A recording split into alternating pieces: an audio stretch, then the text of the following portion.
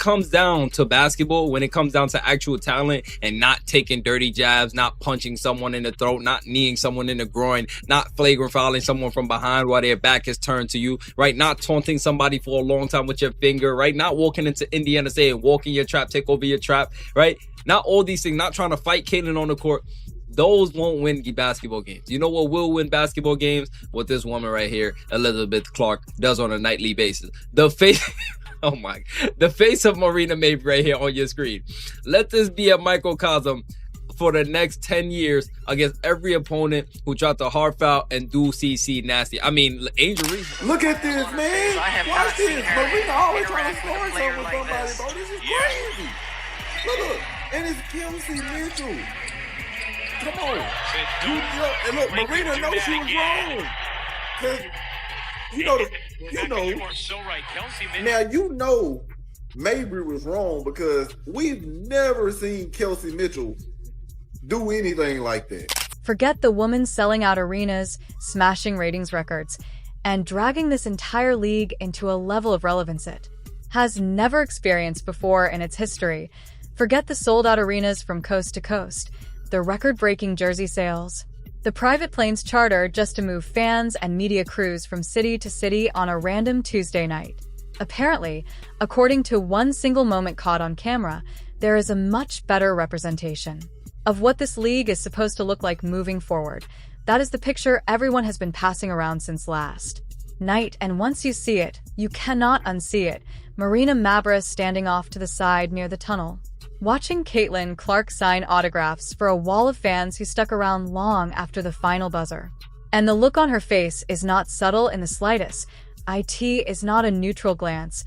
IT is not someone simply minding their own business while walking past. IT is a full, unmistakable side eye, the exact kind of look you give someone when you genuinely cannot stand the fact that they are receiving attention you feel like you deserve instead. And the internet, being the internet, caught it within seconds and has not let it go since. I can guarantee you some part of this is real. Why? Because this is some Canadian singer I don't know. This is her, what I think was her partner. This is a woman who was who in heels about 6'5".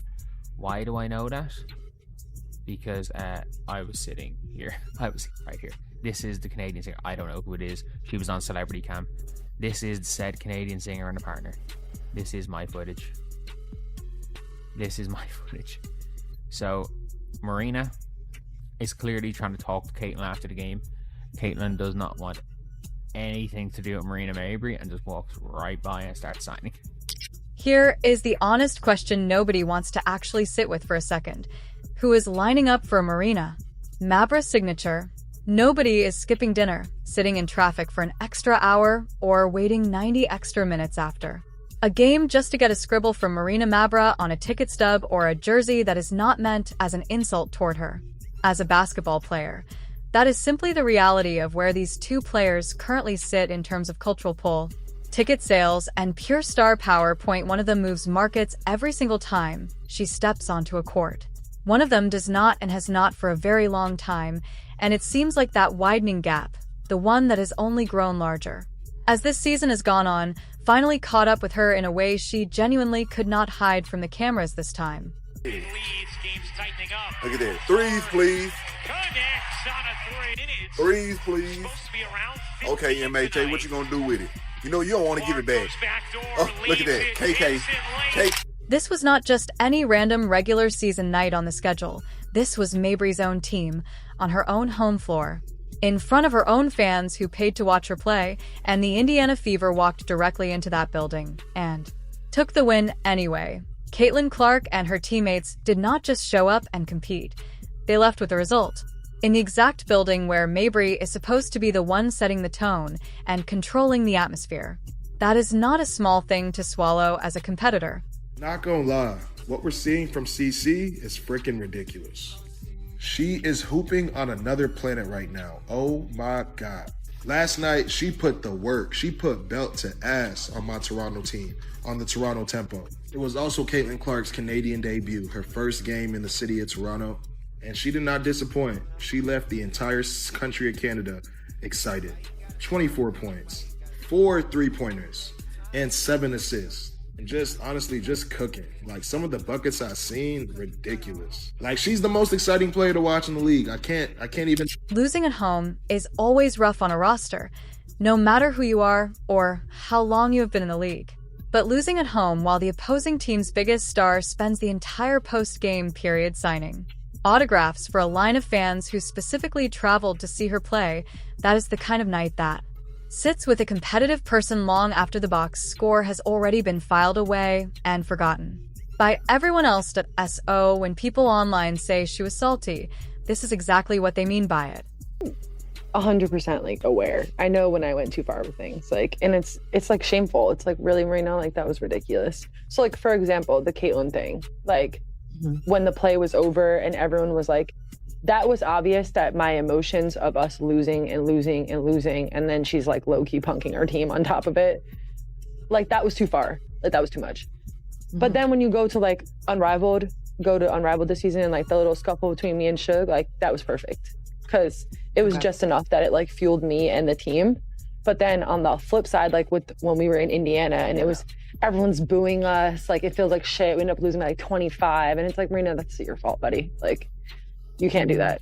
It was not just one stray look caught at a bad angle, it was the compounded frustration of watching her own home crowd in her own building treat the visiting team's point guard like she was the actual main event of the entire evening. That kind of moment sticks with people whether they admit it publicly or not. Nobody enjoys watching a rival get more attention in your own house than you get on your best night, but most seasoned professionals keep that frustration off their face. Mabre did not manage that this time.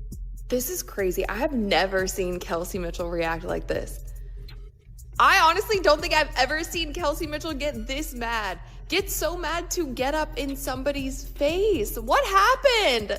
What did Marina Mabrey do to evoke this out of Kelsey Mitchell? Also, you guys, look at Marina Mabrey's reaction. She doesn't even do anything. Kelsey gets in her face, she's yelling at her, and Marina Mabrey just looks at her and walks away. Like, this is even crazy for Marina. She has crowned herself the crash out queen.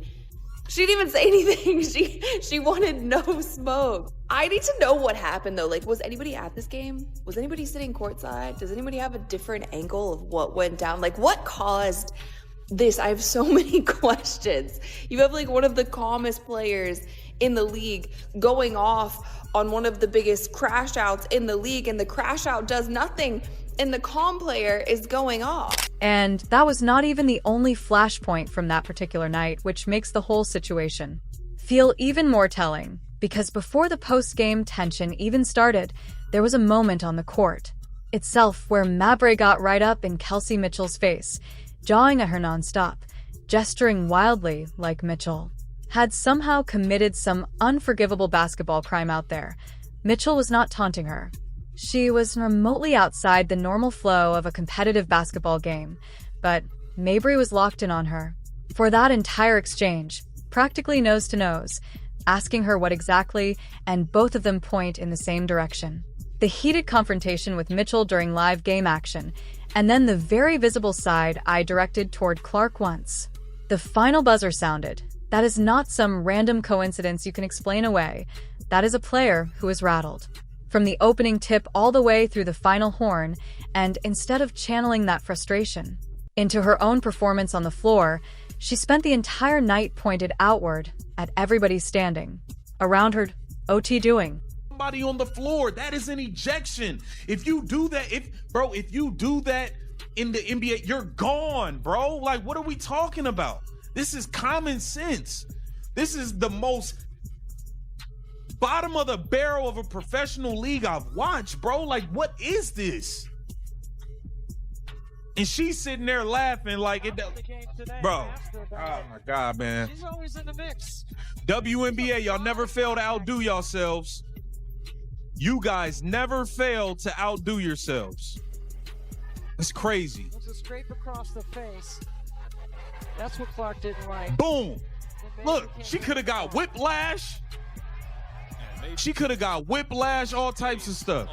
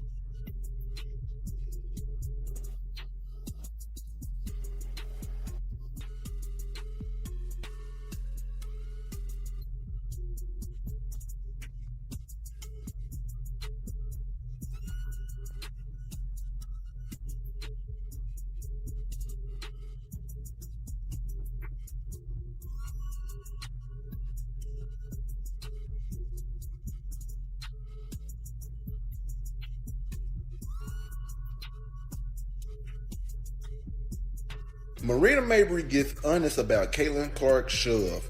2 days after the shove, heard around, I'm pretty sure that means around the women's basketball world, Mabry was heard saying, D word if I do, D word if I don't. While on Instagram Live. Need to stay off them Instagram Lives. Then she goes on to say, I don't care honestly, I really don't. Obviously, I'm not trying to hurt anybody. I'm not trying to go after a certain player for certain. Yeah, okay. You're not trying to go after a certain player. You're not trying to hurt nobody. But you bulldozed somebody that was blindsided and eventually got hurt. We can literally say that her injuries started from this.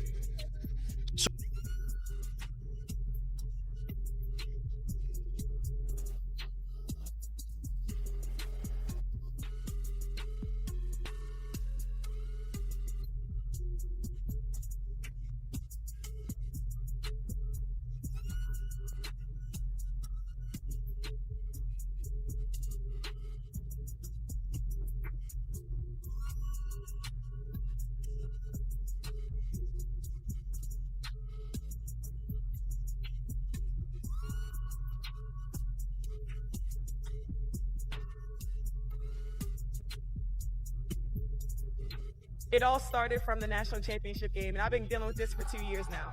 And understanding, like, yeah, negative things have probably been said about me, but honestly, I'll take that because look where women's basketball is. People are talking about women's basketball, but you never would think that we'd be talking about women's basketball. People are pulling up to games. We got celebrities coming to games, sold out arenas, like, just because of one single game. And just looking at that, like, I'll take that role. I'll take the bad guy role, and I'll continue to take that on and be that for my teammates. And if I want to be that, and I know I'll go down in history, I'll look back in 20 years and be like, yeah, the reason why we watching women's basketball is not just because of one person. It's because of me, too, and I want y'all to realize that.